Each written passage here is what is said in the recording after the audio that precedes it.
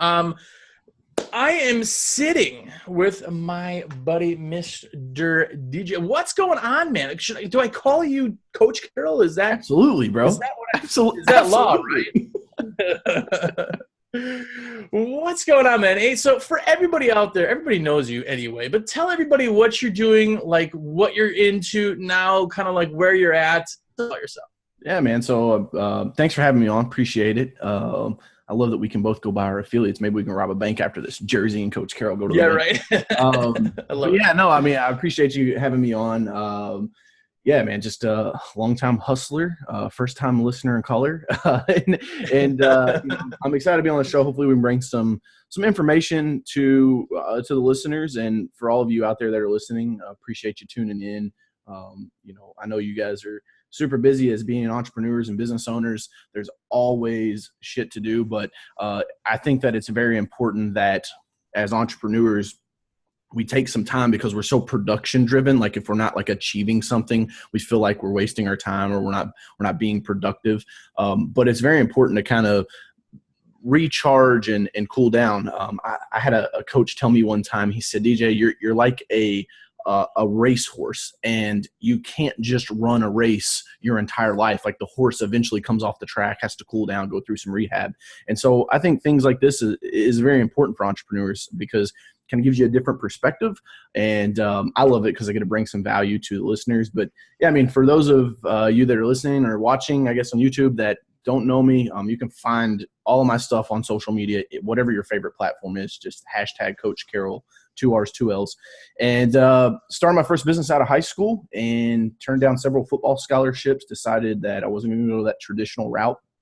Long story short, started with $300, Walmart weed eater and a Walmart push mower, and I was in business. A lot of trials and tribulations, grew that business to a little over $3 million in revenue, have done over a dozen merger and acquisition deals since then. That was 2007. And yeah, man, I'm a hustler at heart and love anybody that wants to take that risk to be an entrepreneur because it's a good fucking time to do it right now because the economy's strong. I really think it's not going to go anywhere in the next foreseeable future. I think we're about to roll through the 1920s again, which was like kind of the age of proprietorship and being that owner operator. Yeah, man, I'm just excited to be here and kick it with you for a little while and hopefully drop some knowledge. Nice. And tell everybody, so you have a podcast also. Yeah. What's the name of your podcast? How do they find that? So the Sales Factory podcast, you can pretty much get it anywhere that podcasts are out there. Obviously, I try to push people to iTunes because iPhone users spend about 30% more than Android users do when they buy online. So, I'm more of an iTunes guy. But you guys can find it on anywhere, any of the outlets. And then again, social media on YouTube. I put a ton of content out there. It's called the Sales Factory, and it's really focused around sales because I quickly learned that you could have the best mower, the best weed eater, the best squeegee, the best whatever gizmo gadget you want to have.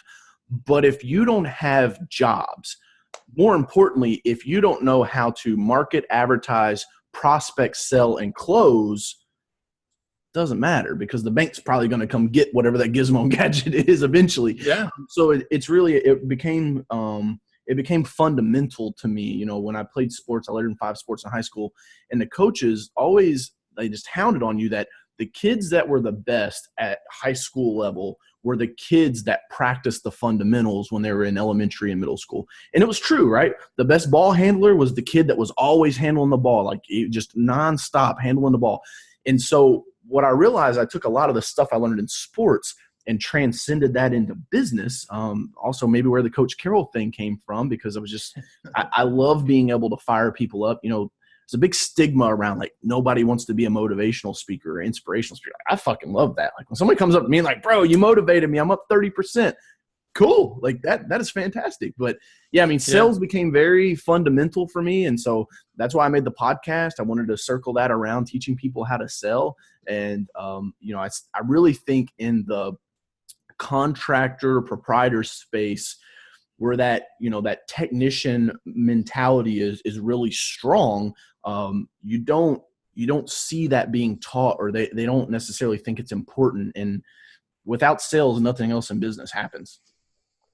Yeah, it's sell or die. Like that is Yeah, love the that. real theory.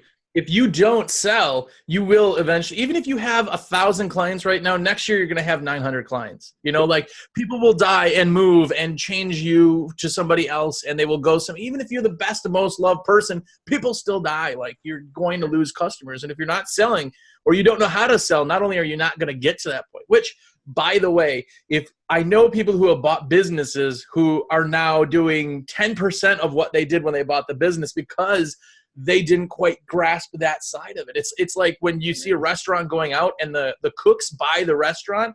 Well, they know how to cook the food, but they don't know anything else about the restaurant. And the restaurant fails for a second time. Sales Absolutely. is the hugest, biggest part of business because, and that's why salespeople always get paid more in the companies. They're always the guys that are driving the Ferraris and the big, Fortune 500 companies because they're the ones that bring in the money to make everybody else's job exist because of the sales that are brought in. It's Absolutely. huge. Yeah. I'm in the middle of writing my second book called The Hunter Head Game. And it really, my first book, Phenomenal Phone Calls, I wrote that because I really saw that entrepreneurs in the beginning, at least my perspective, right? Because I think we really need to kind of go back and realize there's two types of entrepreneurs. There's the entrepreneurs that start with, pardon my language, but they're dick in their hand and that's it. Like they got zero money. And then you've got people that either have an uncle, a family business, something they kind 401k. of got a little bit of a leg up. And I'm not hating on either one of them. I just can identify with the guys that had nothing because literally when I started my first business, I had $100 saved up. I borrowed $100 from my mom and $100 from my grandma. And like, that's how I started my business. And what happens is you have to play by a different set of rules when you start at that level versus when you kind of have that starting seed money or you're taking over an existing business. Yeah. And so I wrote Phenomenal Phone Calls because I've quickly found out like advertising's fantastic, right? Make the phone ring. And that's, you read all that online, how to get your phone ring. And like, well, what if you don't have money, bro? Like how you can't, people are just going to make your phone ring for free. And so I said, all right, the only thing I can control is outbound activities. So I'm going to learn how to sell over the phone. And till even to this day, the three biggest projects that we've ever done have came from me self-generating on a cold call. And so, but that next book was that Hunter Head Game. And you're exactly right. Getting people in the mindset that if you're an entrepreneur in today's world and you're starting from zero, you're a hunter. You can't just sit back and gather berries. You'll be feeble and starve to death. Or worst case scenario, you're going to get eaten by the hunter when he comes along. So it really is just a lot of mindset stuff that I think entrepreneurs need to work on. Because if this is broken, it doesn't matter how good you are at everything else. It'll never work. Yeah. And people always look kind of for that, like one way that everybody does it. But like you're saying, there's two ways of doing it. You cashed out your 401k and that's how you got into business. There's nothing wrong with that. But it's like not having a ski lift ticket. If you got the lift ticket, you're taking that to the top. You're not worried about what's underneath the snow as you're trying to climb the mountain. The people who don't have that, if they got to get up the mountain without that, they're looking for the trees and the holes and so many other things they're focused on that the guy who had the cash in the beginning isn't. So that's a damn good analogy. I like that. I love analogies. I know. I love poor analogies too when I say stuff, and I'm like, that was so stupid, but it sounded good in my head. No, they're good. I mean, it helps people. I like analogies because it helps people see things from a different perspective. Because a lot of times you'll explain something, people will be like, "Yeah, okay." You see them glazed over, and then it's like, "Oh, it's kind of like this," and you're like, "Oh, now I get it." Yeah, it's like using TV analogies too. You're like, oh, you remember that one time that so-and-so did this on the show? And then they're like, oh, yeah, because just like with their feelings of that event happening as opposed to trying to just figure stuff out. Mm-hmm. But yeah, man. Sales are huge. And I have a question for you now. We've done shows kind of on sales before, and this will be the best one. This will be the best one. It's already started off. I've never seen a tree that amazing anyway in the background. So I'm really that's all due to my girlfriend, bro. I mean, I think it was the day. It might have actually been Halloween. She's like, "Can I put the tree up?" I mean, she's like a Christmas elf.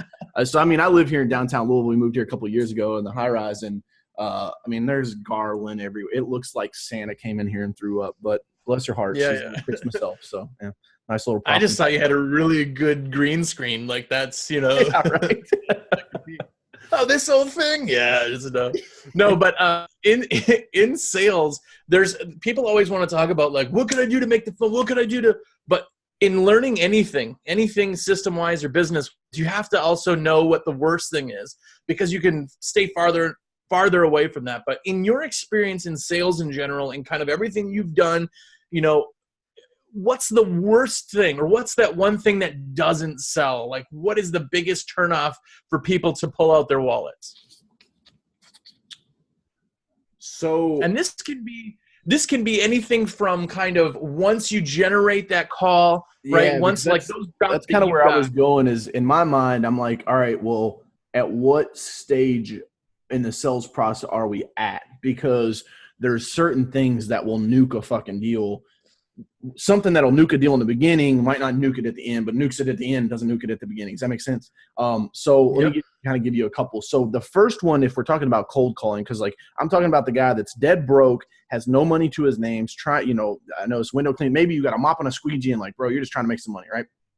I Yeah. don't like knocking doors because your time is valuable, and the span of distance that you can cover compared to me covering it on a phone call, right? Like if you're Yeah. already hungry, just go another week of being hungry. I promise you'll find some way to get by, but spend that week solid booking up the next week on the phone. It'll make you a little more efficient. But so on that, the guy that gets on the phone and tries to make the sell on the phone, big no-no. And I talk about this in phenomenal phone calls, is your goal and objective on a cold call is to sell nothing more than a face-to-face appointment. That's it. Yeah. If you're doing long-term sales, like in my ad tech company, Carroll Media, we're just calling to try to get a webinar or a WebEx meeting or a Zoom meeting, something like this, to where I can actually feel like I'm there with the person, right? So trying to go in and sell on the first call and selling out of desperation, huge no-no. So that's strike number one. In the middle of the sales process, over talking and going past, you've already made the sale, right? The customer is asking you buying questions. How much does it cost? When can you get us scheduled? What's the next availability? What colors does it come in? Things like those are buying questions. You've already gotten past that attention stage. What most people screw up on there is they don't slide them into the close. They keep selling. We'll talk about that a little more, the difference between selling and closing, but they'll keep talking over the customer, and the customer's like, bro, I just want to hand you my credit card and get the fuck out of here. And you just keep selling and selling and selling. So puking over it, that's strike number two, okay? And then the last one is not asking for the business. Huge mistake. And, this goes into an analogy, or not analogy, acronym that I call STUD, S-T-U-D. And if you're listening, write this down. So S stands for specific next step. T stands for takeaway. U stands for urgency. D stands for deadline. If you don't have all four of those inside of a sales pitch, we'll call it, I'm not going to say you're not going to make the sale, but the percentages are swinging away. And this is what I do when I like coach clients or come in for consulting, is you have to understand that sales training is about increasing percentages. I always like to give the analogy of shooting free throws, right? There's nothing that the mechanics of a free throw, no one's going to show you something that like now you went from 30% to 100. No, like if you're at 60, your free throw coach is trying to get you to 70, because that could be the difference in going to a championship game or not going to a championship game. And so what I would say on that very last one is that specific next step. People don't push people into the close. They're just like, oh, here's my quote, and if you like it, give me a call and we'll see what we can do. Like, no, it's terrible. Yeah. You got to give them the solution. I don't even like calling it a quote. Give them that solution, and then go straight in for it and say, look, does everything that we talked about today make sense? If they say yes, say, great, I got next Tuesday or next Thursday. Which one works better for you? You have to slide into that close. Those would be my three big ones kind of throughout the sales process. Yeah, I totally agree on the talking too much one to do. That's one of my favorite. Like, you could just F up a deal that way, because here's the thing. What people don't understand is they think that everything they're saying is catching on. But if you're talking about how cheap you are and they're talking about frequency and reliability, you're talking two different languages. But here's the other side of it. Do you feel that? Did you feel like when you're quiet, when no one's talking and you pause and things, it's just as powerful because it gets your body, like when you're uncomfortable, people talk. When you're confident and comfortable, you can pause. And that's what really is picked up with people. And if you can pause enough or just shut up, they're going to talk. You know, it's the same concept that once the information is given and they're to that point, it's just now decision time. Like there's no other sales if it's already in their brain. So I love that. Love that. Love that. Stuff, yeah. I told you this is going to be the best sales podcast. I'm telling you, it is. It is though. That I like figuring out the worst things to do just as much as the good things, because the good things may not work for everybody. Absolutely. And in every zone, in every area. But the bad things, those are bad to everybody. You know, if you go punch a client in the face, you're not going to get the job. Like that's bad to everybody and across the board. That you can learn more from that and kind of work your way up. So I like that. When you make a phone call, you're not trying to close somebody like you said. All you're trying to do is qualify a lead. All you're trying to do is take a cold call and make it lukewarm. All you're trying to do is, hey, would you give me the time of day? If they say yes, boom, next step. Like people who rush sales will get they'll get bad sales, because if somebody does close, they're in just as big as a rush and they're going to just drop you as quick as they picked you up. Like you have to go through a process. The hardest thing is, like you said, when you're hungry, right? Like you have, like, if you've ever gotten to that point of being so hungry that you would do anything, you would eat bark, you need it now, you need it. And that's where a lot of these guys, especially in the beginning, is the process feels like forever to create it. But like you said too, the fundamentals, you still have to go through the process and make those things, because that is the foundation for the rest of your company. If you started window cleaning or pressure washing or lawn care or anything, and you just started yesterday, you are hungry to pick up anything, and somebody says, hey, I need painting done, you're going to say, of course I can do that, because it's something and it's money, right? But that doesn't build the foundation. Like, this is the long haul. We're building empires here. You know, you have to Marty Grunder says you get to 1 million by saying yes to everyone. You get past 1 million by starting to say no. And that's that's the challenge, is when you're new into business, you kind of have to do whatever you can to stay above the water, so to speak. And I think that's why you see that Small Business Administration statistic that 90% of businesses fail in the first 5 years because of undercapitalization. That's it. Like, I mean, they just don't. It's not that they didn't work hard enough or that they didn't, have the skills or the ability or the wherewithal. It's the fact that they're just undercapitalized, man. I mean, it costs money. And this is what kills me about a seasonal business, and why, I went on to build other companies, and, now I'm up to about 74 rental units. The idea that a company can grow and survive operating 7 months out of the year, 8 months out of the year, as a business it's hard for me to even imagine, because that's like going to Walmart, the largest corporation in the world, and saying, hey guys, new legislation just came out. You're only allowed to be open 7 months out of the year. They're going to go under. Like because you can't run a business like that. That's why what I love, and I know it goes against the norm and against what a lot of the business consultants say in this industry, but in like cleaning and seasonality stuff, like, the money is in being a sole proprietor, and don't be ashamed to be that. I feel like there's so much fucking pressure to just like grow. One is you got to be self-aware enough to know that maybe you're a piss poor manager. I am. I'm terrible. Like, I'm just awful. That's why I don't like having operation guys anymore. My whole team is built up of girls that work in the office, because they're managing, and like I can give them a task and they'll do their job. And then we work with other partner teams. I really think in entrepreneurship, you have to know yourself, man. You have to understand what's going on and up here and in here, because if not, you're gonna hop on somebody's train that's giving you advice that may not know it. And that's what I try to tell anybody that wants to be a coach or a motivational speaker, is like, you need to understand the power of this job.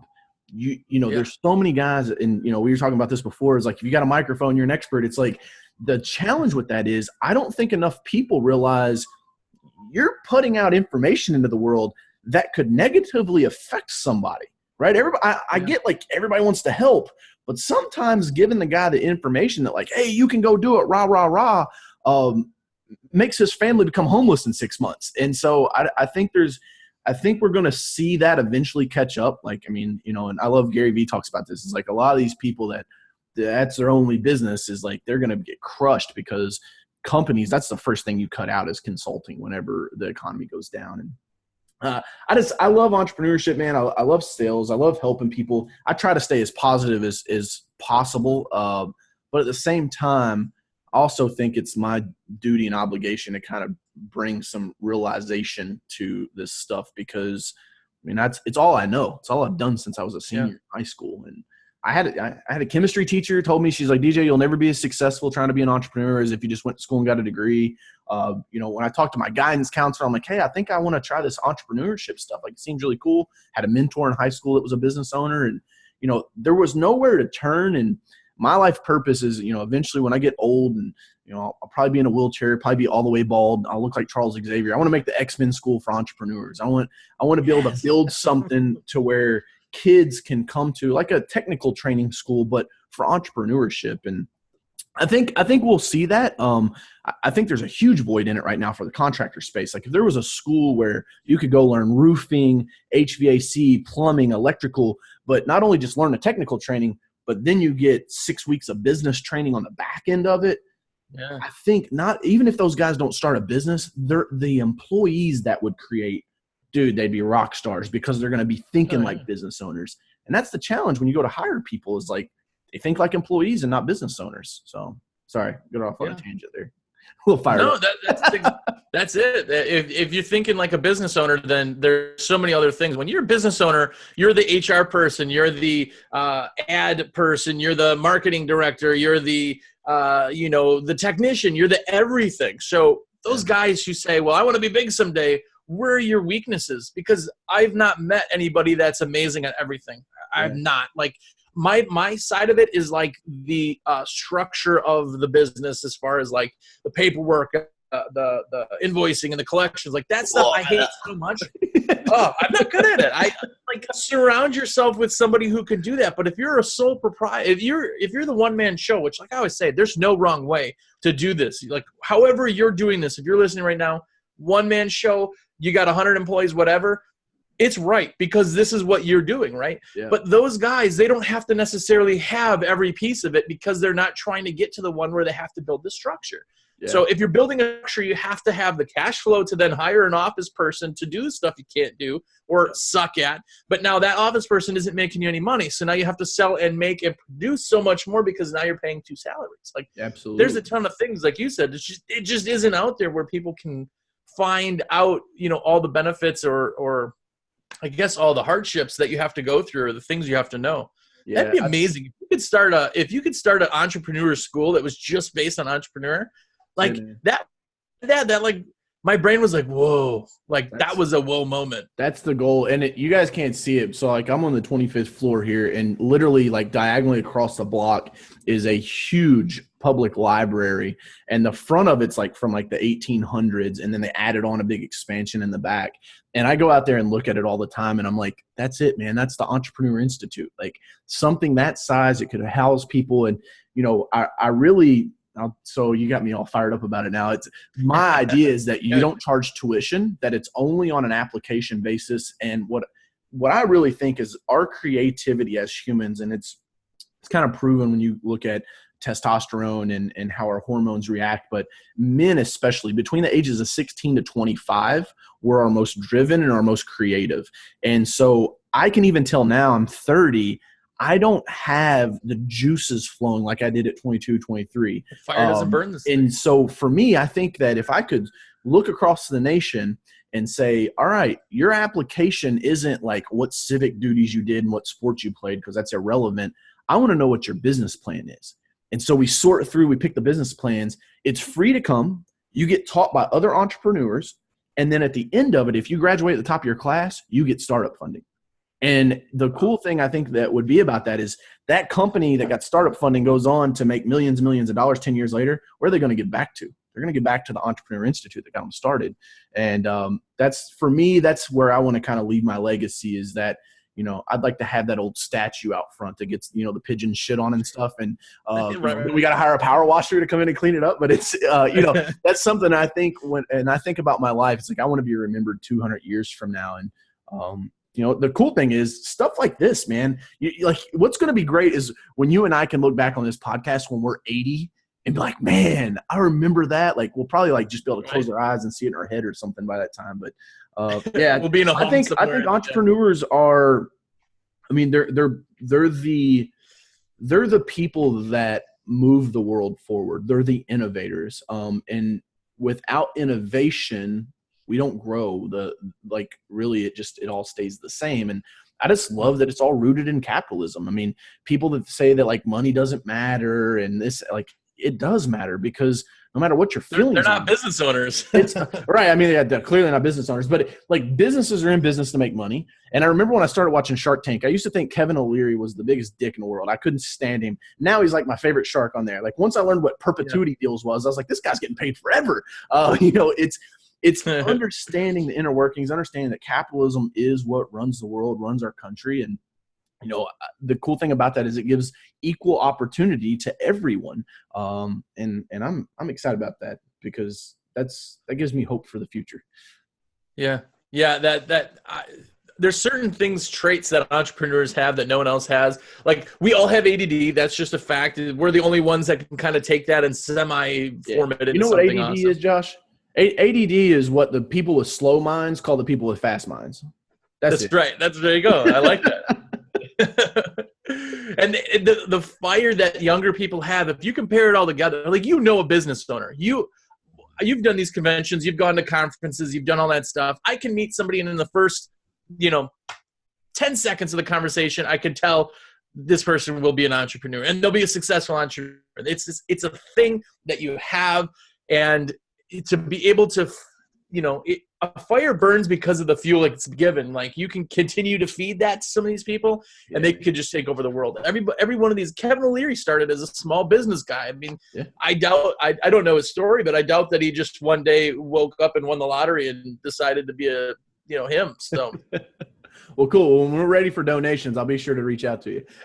There you go. I just want to see your statue when it's done. That's what I want to see. Right. Well, we gotta get back into sales, man, because these people are like, all right, cool. Yeah. DB wants to build an institute. What the fuck's in it for me? Right. Okay, real quick, back kind of on that side of things. What are some buy? So we talked about the crappy, hey, this just killed the deal. Yep. What are some buy triggers? What found of in the psychological side of sales and everything? What is a buy trigger? Yeah, so I think it's really important that if you're listening to this, you understand that all buyers are not equal. William Marston, I don't know where I've got his book back there. William Marston was kind of the foundational guy that created personality styles. That is what the whole DISC assessment is based on, is all of his research. The guy did 3 really, really cool things. He came up with personality styles, he created the polygraph test, and he created Wonder Woman, the cartoon character. So very interesting guy. And so I did a lot of study, and that's what I always try to do. When I want to learn about something, I go up and up and up and up and up. And I try to get to the very root of where did all the information come from? And so William Marston basically says that if I know you better than you know me, I can control the conversation. If I know you better than you know yourself, I can control you. And so this gets into some ethical stuff with persuasion is, Jedi mind tricks. You got to use it for good, not bad. But what I would say is learning the 4 main personality styles, which, Sales Excellence University is kind of my first stage of building that institute. I talk about this in there, and you have to understand that there's 4 main personality styles, and each of those personality styles want to be sold a different way, right? If you have the relationship person, they really kind of need to be coddled. It's a longer sales process. They're going to need you to actually push them over the cliff to make the purchase, versus the type A director personality. Don't give them a stack of paperwork. They don't want to read that, man. They want one sheet that shows exactly what it is, what's it do for them, and how much does it cost, and when do they get it. So understanding the type of personalities is very important, but the layer below that or above it, however you want to structure that, is having some type of a sales process. Because without having a methodical approach to the sales process, I mean, you're just shooting from the freaking hip.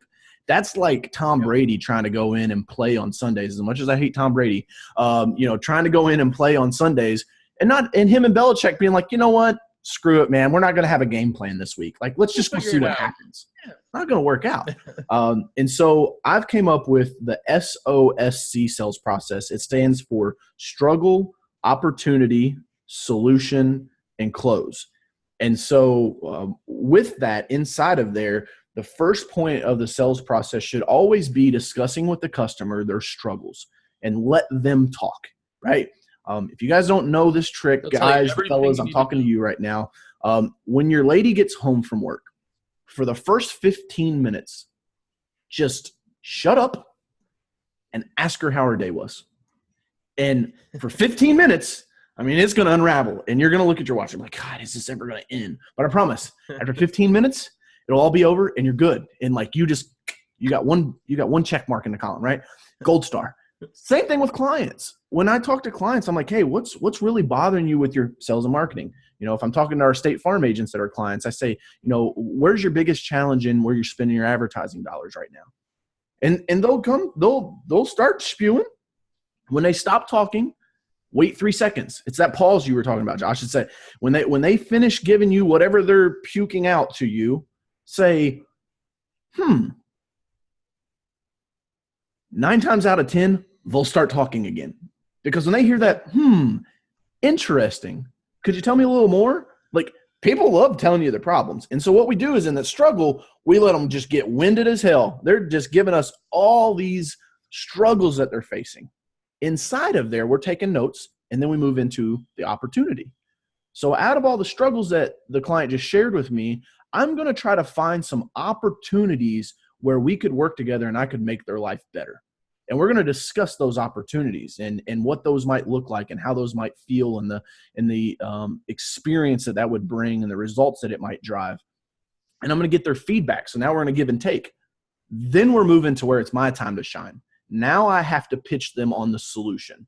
And it's like, look, Dick, out of everything that we've talked about, not like the guy's name's Dick, not call the client a Dick, but out of everything, we'll call him Bob. That's better. Listen, Bob, out of everything we talked about here today, you shared a lot of stuff with me. I see a ton of opportunity where we could help you out. And, I think we're both on the same page here. Here's a solution I think we should work with moving forward. And lay it on them. Yeah. When you get done laying that on them, say, how do you feel about that? If they're a right brain person, they're not going to like that. They're going to want to hear, what do you think about that? This is where the personalities are important, because that is something that could botch a sell up. Is if you ask someone how they feel, but they're a right brained director thinker, they're going to be like, I don't feel anything, bro. I don't make decisions based off of feelings. I make them off of logic.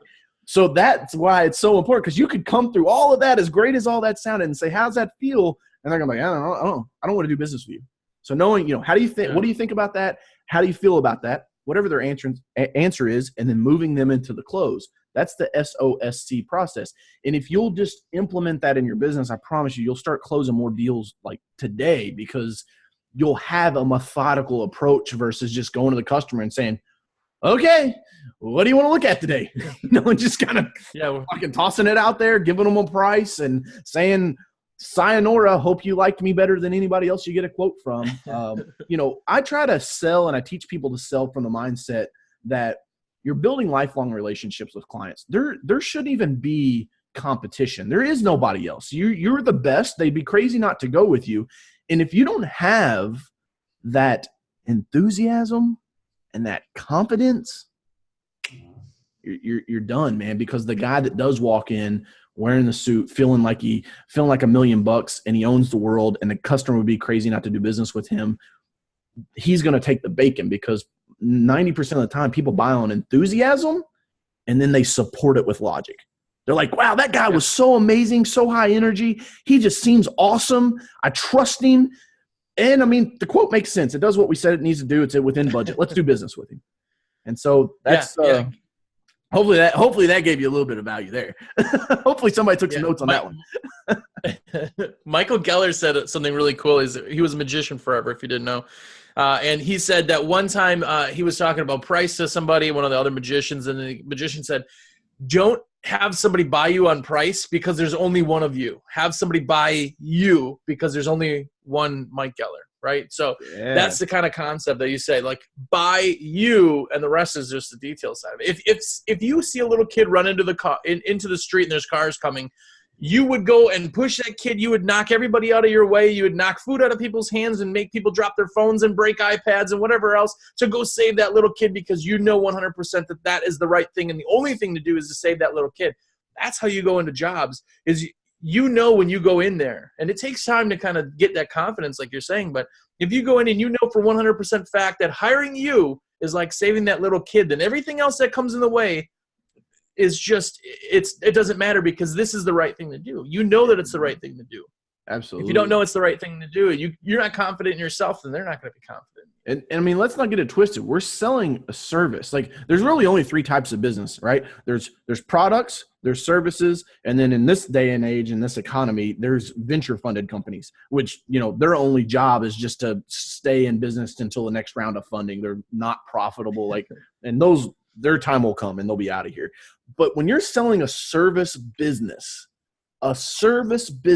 you're selling yourself, your staff, and then your past results. That's it. That is all the people care about, is like, who have you serviced that I might know? That's why we love having, you know, testimonials and things like that, because it's really important. Yeah. The team, talking your team up. And if you're that owner operator, like, that's why I also say that being an owner operator in the cleaning business, bro, it's so easy to sell, because if you can lay that chip on the counter, you've eliminated, because all you have to say is, hey, Dick, listen, you're getting me. You get me, bro. I'm going to be the one here cleaning your windows. Don't you trust that I'll do a good job for you? And you can really, like, start to sell and kind of make it personal, because it is. Yeah. And I see so many, and I did this, guys. This is why I'm telling you from experience, is like, I did this when I was still an owner operator. I try to sell like we were this big, huge company. And now that we're like a pretty decent sized company, fuck, I try to go and sell like I'm the owner operator. I'm like, you're getting to deal with me. In my certified pros, my team that I train personally, like, because you realize that big companies, man, their time has come and gone. That's why I think we're about to go through the 1920s. The 2020s are going to be the 1920s all over again. I'm going to love coming back and looking at this podcast in 2025 and be like, told you so, because it's just going to happen. There's more people with side hustles now than there's ever been. They work a 40-hour-a-week job, and they're selling Arbonne on the side. They're doing this, and they're doing makeup or Tupperware parties. And look, there's a lot of people that will hate on them because it's an MLM scheme, but that's only because there hasn't been legitimate side hustles that have provided those opportunities. When companies start realizing, and I'll give you guys a little insight, my office team works 3 days a week, Monday, Wednesday, Friday. That's it. I don't want them there 40 hours a week. When you're somewhere 40 hours a week, you start to hate your fucking job. When you're somewhere 5 days a week with the same people, you kind of start to butt heads. These people can't butt heads. See you on Monday. See you on Wednesday. See you on Friday. They're happy. I have the happiest staff I've ever had in the past 11 years of being an entrepreneur. I'm really kind of starting to dig in there, and I really think they're more efficient, because when they get there, they know it's time to perform. It's time to get it done. The fresh. I just think that we're about to go through the 1920s again, man. And if you're the person that has the balls to say, I'm going to go out and try to make it on my own, and you skill up, right? Because I can't like hammer on that enough. I had a coach when I played basketball in high school. I wasn't great by any means. I was really smart. Like, I graduated 3.75. So like, that's why I was on all these teams. I figured that out later on. But, you know, I asked Coach Jones. Coach Jones tells me, he's like, DJ, you just hustle and play harder and with more heart than anybody else on the team. And I look at Coach Jones. I said, why the fuck am I sitting on the bench? Because you don't have the skills. And I was like, whoa, okay, all right. So when I went into business, that's why I started learning sales. That's why I taught myself marketing and advertising and became a student, was because I realized that I can work really, really, really hard and have a lot of hustle, drive, and ambition. But if I don't have the skills, that whole what's the saying?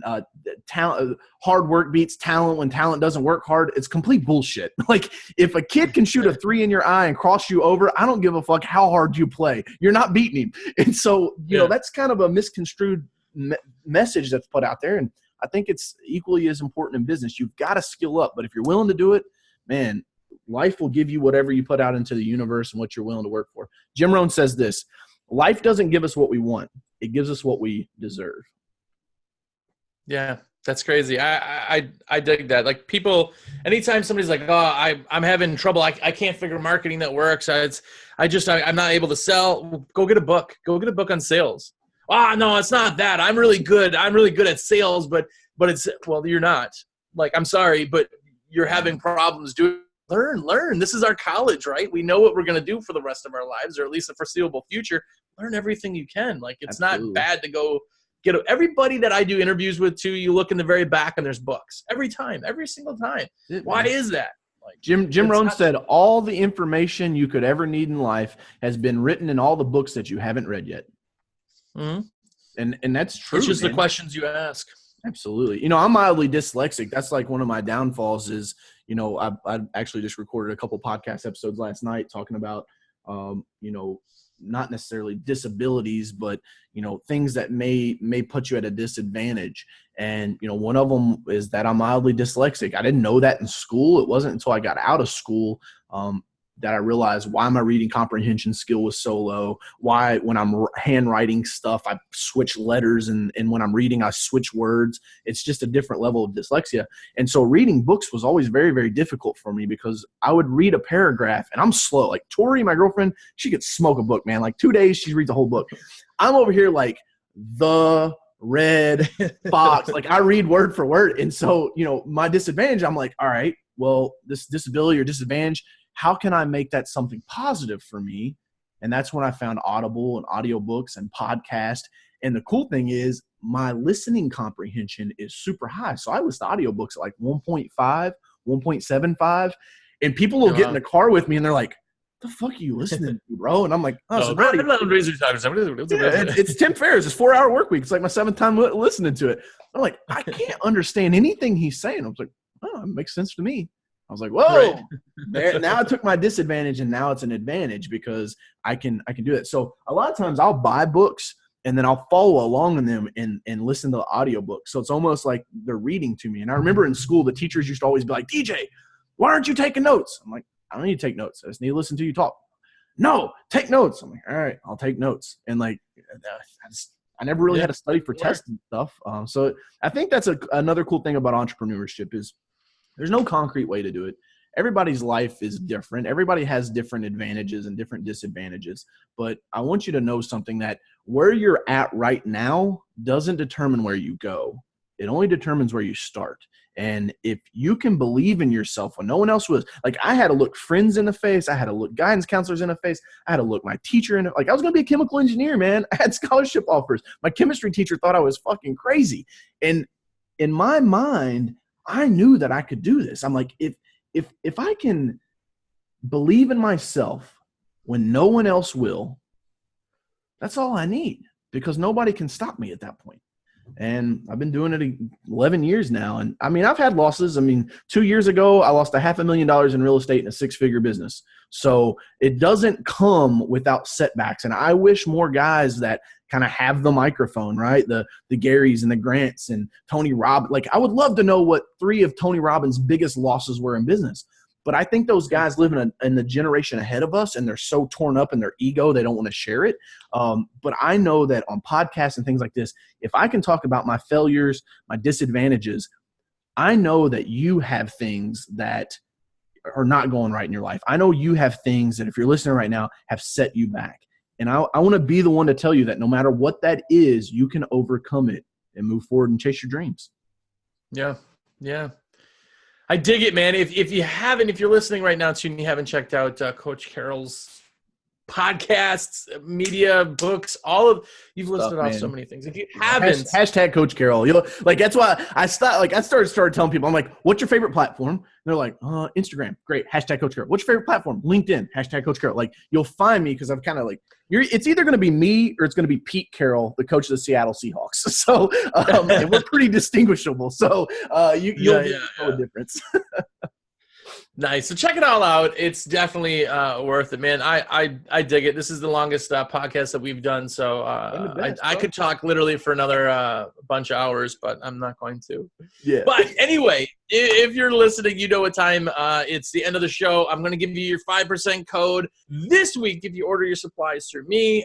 This week's 5% code is Coach. That's going to be the 5% key. All you got to do is call me 862-312-2026. Put your order in or text me, say, hey, man, everything's in my cart, and tell me the word Coach. You'll get 5% off your order. Whew. Well, thank you for your time.